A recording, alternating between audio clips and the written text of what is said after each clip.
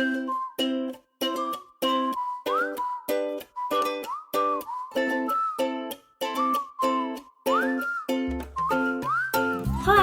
and welcome to Australia's first Let's Talk Tiny Houses podcast. My name is Christine, and ever since laying eyes on my first tiny house, I wanted to know more about the movement, the lifestyle, the communities, and most of all, how I can go tiny. While on my tiny journey, gathering information and meeting amazing like-minded people, I started thinking, apart from my business, how could I contribute back to the movement? Then I was introduced to podcasting, and that was my light bulb moment. I'm so thrilled that through this podcast, I am able to bring you an amazing cast of co-hosts who all bring their own unique skills, knowledge, and advice to each episode. All of us are extremely passionate about the tiny house movement and want to share our experience, expertise, and enthusiasm with our listeners. Each week we will bring you a special guest interview or particular hot topic discussion that relates to tiny living for your listening pleasure. Okay, let's jump in and find out who we have with us this week.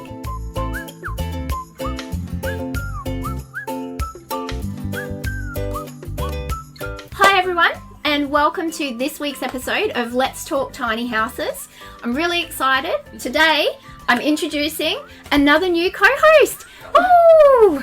So, some of you in the tiny house community may have even met this co-host. Her name's Patti McIntosh, and she is a tiny house dweller. I am indeed. You are. So, hi Patti. Hello, Christine. Welcome to my house. Welcome to my tiny. Thank you. I love your tiny. Thank you. I do too. Yeah. I'm really excited to have you on board because I've watched your little posts on Facebook and I know you have a keen vested interest in recycling, reusing and reducing. I do. Yes. I do. So I thought, we need you. We need Patti on board. So here we are. Thank you for calling me an enthusiast too, rather than a nutter. Well, I can get a little bit crazy sometimes. Oh, but I've just seen your little recycling little station. Yes. My refundables. That's my refundable station to help my neighbours to contribute. And just to make it easy. Like, that's the thing. As long as it's easy, then it'll happen. That's right. I love it. It's perfect. And you can pop them straight out your window. That's it. With no hassle. They don't have to come and ask me. They just put it down the back of my house and there it is. Yeah. I'm loving it. I'm loving this. So for people who don't know you, can you just give us a little bit of background on yourself and how you came to the tiny house movement? I guess it's taken a while to get here, and then all of a sudden it just has gone off. Probably 2 years ago now, I've been working in retail for so long and renting. I never thought I'd own my own house. So all of a sudden I just started to think, I've got so much room, and it was only a 2-bedroom unit. So I was like, but I've got so much space. I don't need this. And then I just started to look and started to see the shows. All those American ones, so I've seen those. And just started to research what was happening in Australia and what I could get. Because they ask you, could you live in this tiny house? Yes, I can! I was screaming at the TV. I think I can! And because I guess just over time, I don't know, I lived in the country, grew up in the country, so you didn't have much and you just make the most of what you've got. And so I guess it's been a progressive thing. And then, got into the tinies, got one built, and is just loving my tiny. Just loving. And the people I'm meeting, including you. Oh, thanks, Patti. It's an amazing community, and it's just a pleasure to be part of. It's awesome, hey. So, yes, we met just over a year ago, and in Mel's group, the Tiny House Brisbane. It is? It was, yes. Look at us now. I know. I was like, I must come and see your tiny. And when I got here, I was like, oh, it's so cute. It was so nice to actually have so many people come and visit that day, and to have this many people inside my tiny. Yes. And still not feel claustrophobic. No. And it was so lovely. I didn't make it along to that day. No. Oh, you came after that. I came before it. Oh, before it. That's right. Yeah. But I know that you would have provided a lot of inspiration to people, because, like, even for myself, because I want to build my own tiny or have someone build it for me, and it just seeing that it's not just something on TV. It's an doable. actual... Yes, that's it. It's and awesome. then, until I walked inside of one, then I kind of went, oh, this is me. This is where I can live. Because the American ones, I thought they were quite pokey, especially in the loft. Oh. And I didn't like that at all. And so I was looking at containers and I was looking at all sorts of different things. But when I found the builder for this one, yeah, you got me. You got me. I'm in. Yeah. Right, now, how do I tweak your plans? And Yeah. spent probably a good 6 months of every waking moment just going, now, what if I put this here? And what if I put that there? And now how do I fit that in? So it was quite a process. Yeah. And as you can see, and then I got to decorate. So it was just like, it's a heap of fun. It heap is. Of fun. Yeah, and you've done a great job. Thank you. I'll provide some photos on our Facebook group absolutely. for people to have a look at. Well, the other one is on my Facebook page. Oh, yes. My tiny house album is actually public. Oh. So I purposely have done that. You'll see all sorts of photos of how we got the plumbing in and Fabulous. all sorts of things. Fabulous. That's yes. awesome. It's public. Okay, we'll provide the link for Absolutely. everyone on the Facebook group as well. Yeah, absolutely. Excellent. I always see you posting about recycling, reusing, reducing, all these environmental. things. Yes. How we can, and I think that was one of the main inspirations, I guess, for getting into tiny living is how do we make a smaller footprint on this earth? It's in crisis mode, but you can make a little difference, and every day you can do something that can help. Yes. So I see, different people creating things to clean up the oceans and all sorts of different things that you can do and the products you can buy. But it's like you can do something from your own kitchen, from, your little processes that you do every day. You can make a difference. And sometimes it might seem like, oh no, it'll be too hard, but there's simple changes you can make sometimes. Absolutely. Yeah, and they can be easier. Like, look at you popping your little can out the window into your refundable basket. Little bit of fun. Yeah, that's awesome. Chucking things out my window. Yeah. So, have you seen something recently that's caught your eye?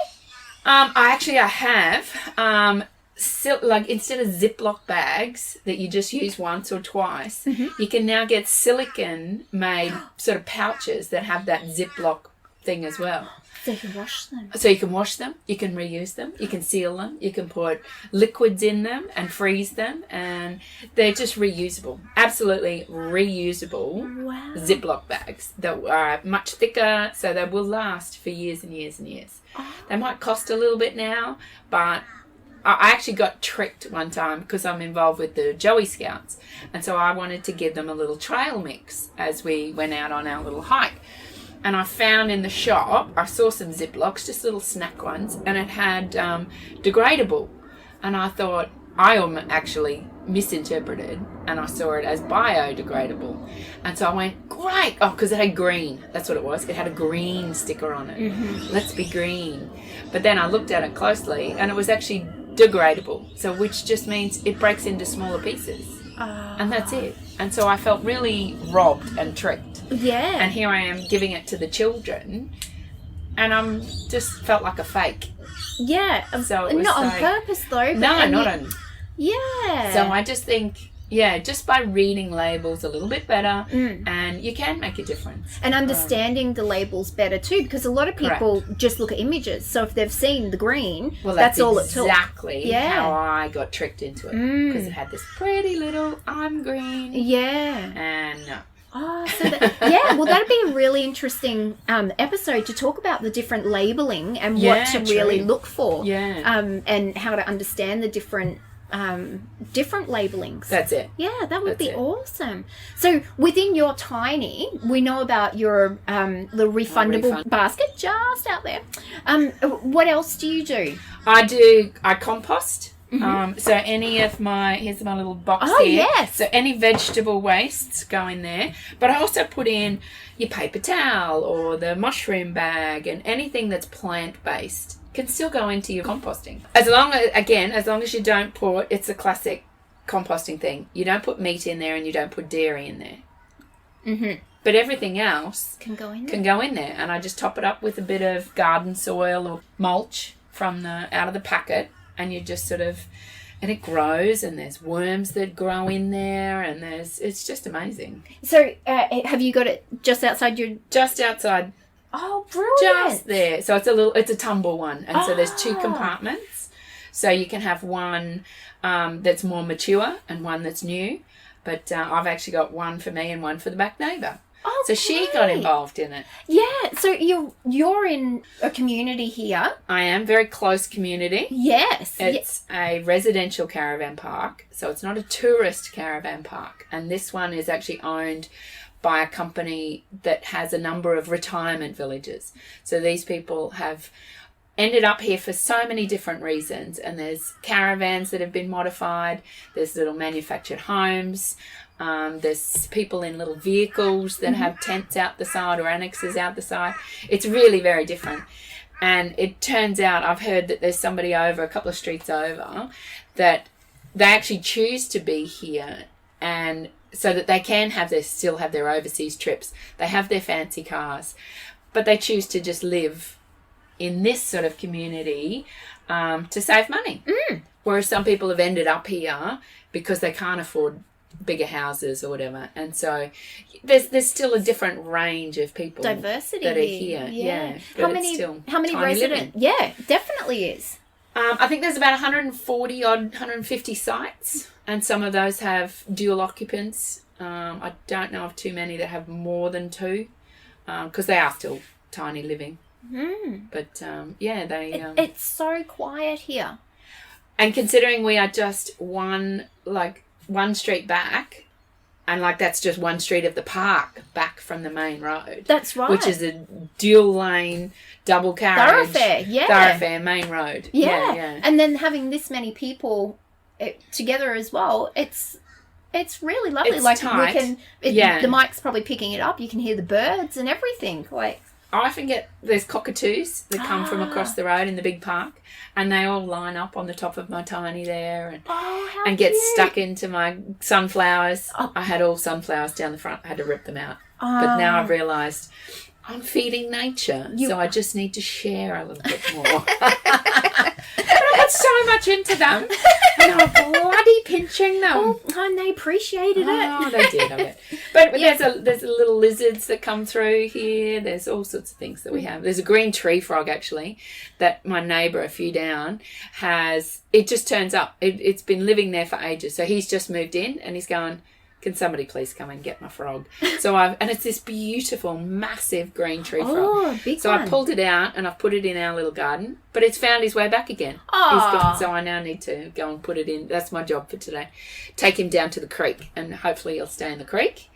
Meet some new friends. Yes. Get into just looking after the environment, I guess, is on so many different levels. But if he comes back again, I'm going to set him up with a little aquarium, so that at least the frog, if that's where he wants to be, that's right. He can, we feed him crickets or something. We'll look after him. Yeah, because he might have retired here. I think so. I don't know what he's doing, but he likes that spot.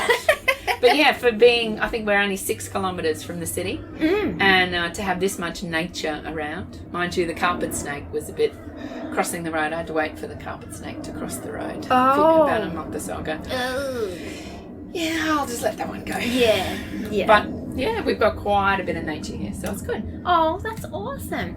You were saying you have your little refundable basket out there for everyone to contribute to. And you're composting one for your neighbour. That's it. Yeah, actually, I meant to ask, have you had the compost long enough that you've used it in the garden? Oh, absolutely. Oh, yeah, awesome. You only need it in there for a few months. And even once it starts to break down a little bit, you can then just chuck it back on the garden. And so I've got the herbs are going nuts out there, and the marigolds are going nuts. The mulberries we ate, were they mulberries? They're only new. They're only new, but I'm looking forward to that. The passion fruit vine is going ballistic. Ooh. So I'm looking forward to those ripening as well. So. Yeah. And I guess that's another thing about living tiny and just being self-sufficient as much as you can. I mean, I still go to the shops, but it's nice to just duck out and grab some herbs and and know that you grew them. That's it. You know what went into them, what's been on them, everything. Oh, that's awesome. So that's nice. That's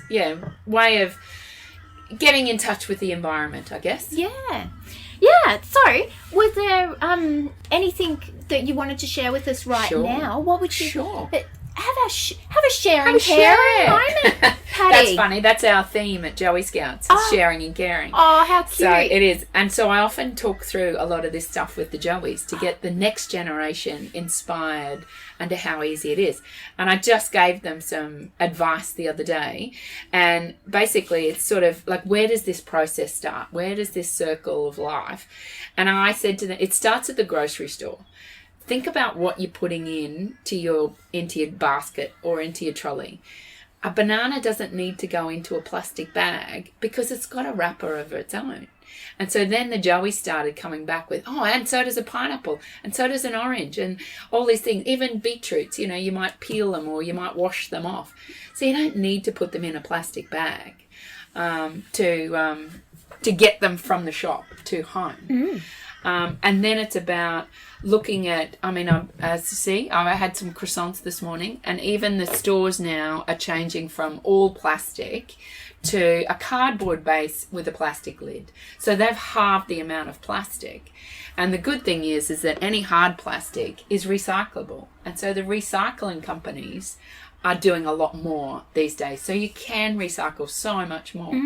And just that little symbol, like some people may not know to look for that symbol that you've just pointed at. You look for that little triangle with the arrows on it, and there's different numbers that are inside, and that designates the sort of plastic that it is. And so there's, different hard... The basic rule is if it's a hard plastic, it can be recycled. If it's a scrunchable plastic, it needs to go in the bin. Now it's a matter of, reducing the amount of scrunchables you bring into the house. And so a lot of places are changing that. They're putting paper bags out instead of plastic bags. So you got to think about what's coming in. Yeah, Patti, that would be such a great episode, and we could put put pictures on the Facebook group. So not only have people heard how to identify it, but they can see it as well. That's awesome. That works well. And there is so many different plastics. And on that, when you do have your milk cartons, for instance, take the lid off. For one, it stops it, and if you've rinsed it out. But I actually rang Visi, like the recyclers. They said don't actually waste water cleaning every little bit out of your tins or out of your bottles, because now you're wasting another resource to help another one, so it's not as balanced.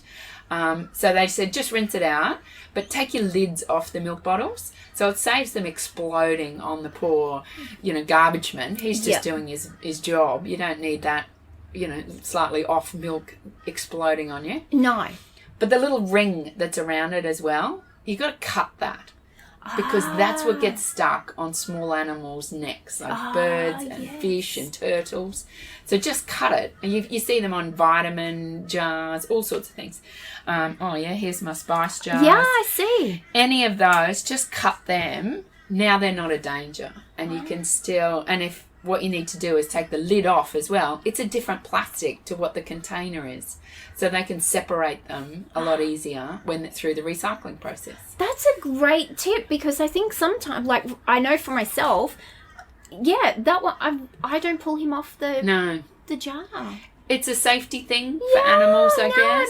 Oh, Lordy. And like I said, you got to think of the garbage man as well. Yeah. It's just... It's not just you. I guess that's me. I just think about further down the line. What's it going to do? And you can change little habits down the road. Patti, I'm changing. I'm getting home. My job here is done. You've inspired me. I'm going home to snip them. All those little rings. I'm doing it. That's it.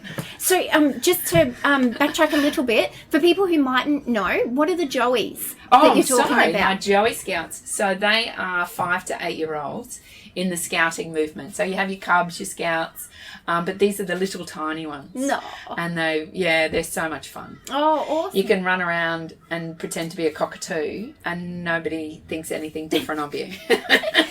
They all copy you? They do. Yeah. They follow me. They're just delightful. They're so gorgeous. No. But you see them where I'm empowering them and you're teaching them. You know, I couldn't be a mother myself, and so but this is my chance to nurture and teach and share and, you know, do things for these kids, and to see them come through and then stand up tall and do things and get excited about different little things that I've taught them. It's just delightful. Oh, that's so good. And I can see, Patti, you really light up when you talk about them. I do. Yeah. Oh, it's so an important wonderful part of my life. So, yeah. And like, yeah, I do it all for them, but it's not. It's half of it's for me. Yeah. It's, you know, I wouldn't do it if I didn't get something back myself. Feels a little selfish, but it's also, you know, I'll keep giving because they give so much back. Yeah. They're just gorgeous. They're so much fun. That's fantastic. So good, Patti. So good. Look, I try my best. Yeah. And that's all we can be. Well, that's right. That's right. From there, I guess, from what you bring in to your house, it's a matter of then eat what you buy, compost what you don't, but also then occasionally do a pantry cook. So just cook from the pantry, whatever you've got, and get through some of that stuff that's been sitting there for ages. Love that tip. Yeah. Again, it's using your resources. Use them up. I've spoken about the rubbish. So I tend to actually have about 1 bag of rubbish a week. That's it. What size bag? Just the shopping bag size. The old grey ones. Yeah, the old. They're relics these days. I know. Aren't they? They're rare. I know. They'll be in the museum. I've only got a few left. And there's actually, I used to work for one of the national bakeries, and even back 10, 15 years ago, they actually had biodegradable plastic bags back then. Oh. So it's like, the companies are doing more these days. We need to make a bigger deal of it as a customer point of view. That's right. And to influence the bigger decision makers. Mm-hmm. So you can make a difference. From there, the newest exciting thing is the refundables.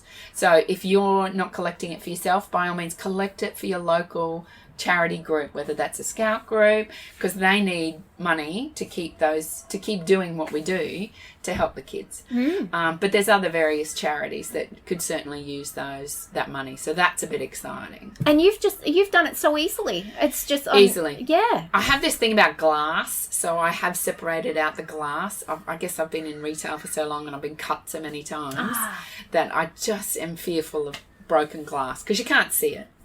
But you can put plastic and cans. That's the easiest thing. I think the general theme with the refundables is it's trying to do something with the containers that you buy from the shops. If it's used at home, they don't tend to accept it. So your milk cartons, your juice bottles, but you can recycle those. Just take the lids off, just take those rings off. Yeah. But it's the refundables, and it's also then they add beer into it, but not wine or spirits. So it's really interesting how they've done it. But basically, if it's got a 10 cent on it, make sure it's refunded. And you can keep that money or donate it. Yeah. There's a local one, Tomra is a local one, and there's a little chart on there, like on the display. You can donate or you can get a voucher. And there's a whole scroll. They'll scroll through. There'll be 3 charities there at any one time. So you can select a charity to donate to. And you don't even have to go any further than your local recycling station. Wow. So at the recycling station, you can choose all of that. That's it. Wow, that's great. Yeah. So the Tomras are a good one because they've got glass windows and stuff as well that you can watch it all going down the chutes, and it's so much fun. We should do a little adventure to this. Oh, that would be awesome. I actually asked if I could take the Joeys, and they went, "It's too dangerous. You can't take them out the back. Everybody need hard hats because there's broken glass and stuff out there." But kids can. I see every time I go there, it's so exciting. Kids are up on milk crates, putting this stuff in. It's just awesome. Yeah, massive treat for them. I know. Yeah. So it's getting the next generation involved and inspired. It's fabulous. Awesome. Oh, gives me tingles. Yeah, that's brilliant. I guess other things then is about reducing and replacing. So single-use plastics is the biggest nemesis at the moment.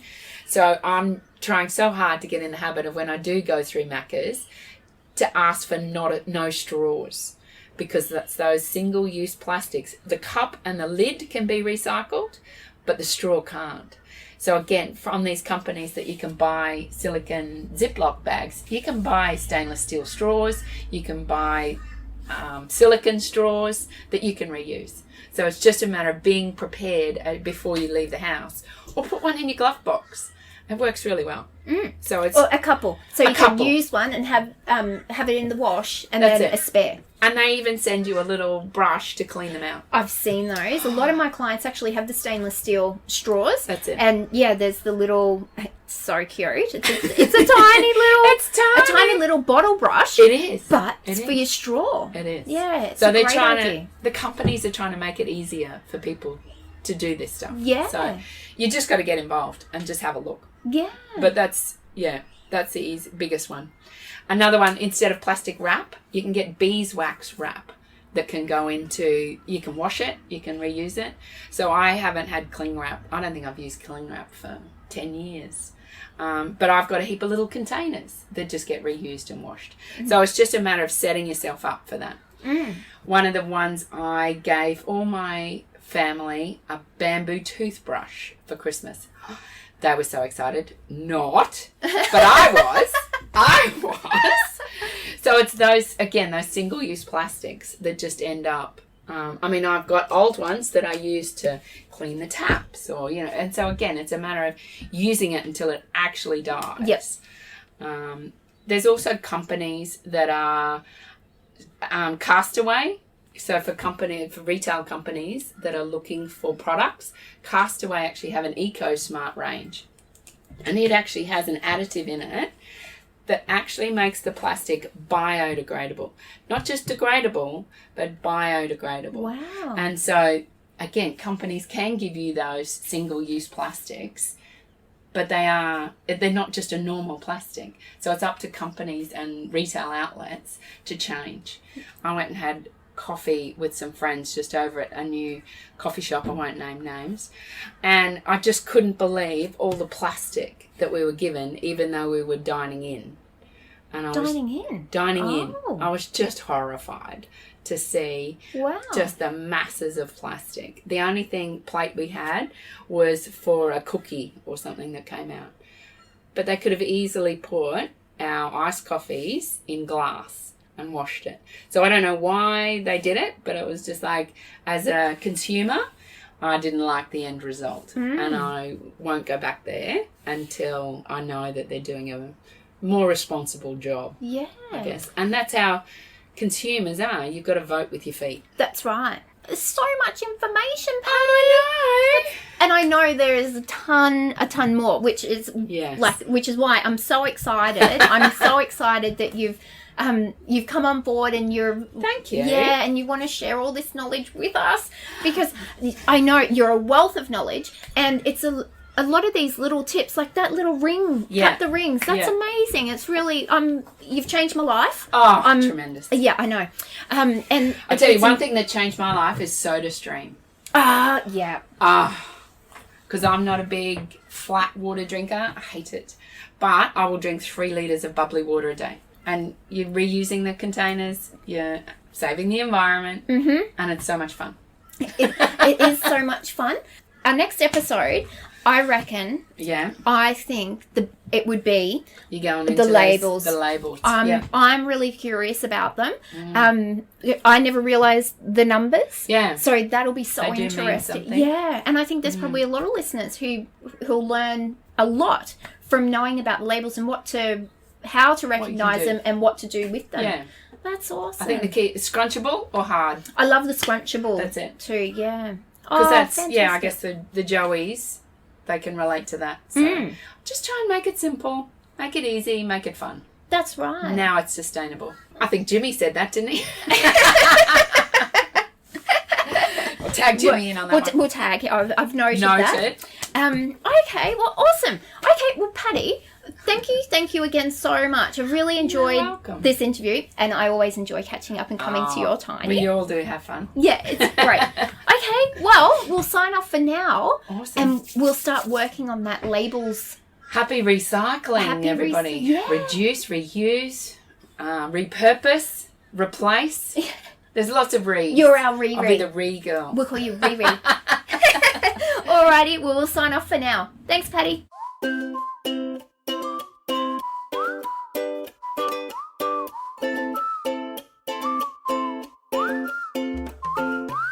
Wow, what a great episode.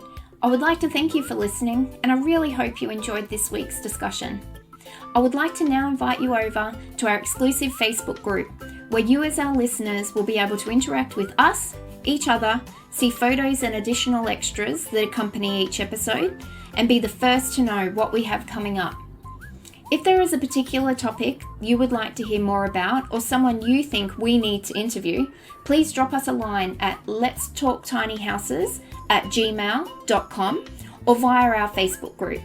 You can find this podcast series on iTunes, Spotify, or your favourite podcast app. And while you're there, please show your love by giving us a rating. Hopefully it's 5 stars. Our show notes will be available on Podbean, along with any podcast corrections and amendments. The Let's Talk Tiny Houses podcast is brought to you by myself, Christine Murphy, and my business, OCD, Organising, Cleaning and Decluttering Specialist, which can be found on Facebook or through my website, ocdpro.com.au. I would like to thank all my co-hosts for their amazing contributions, and Joanne Helder for editing all our audio and making us sound so fabulous. Until next week, please take care and enjoy yourself.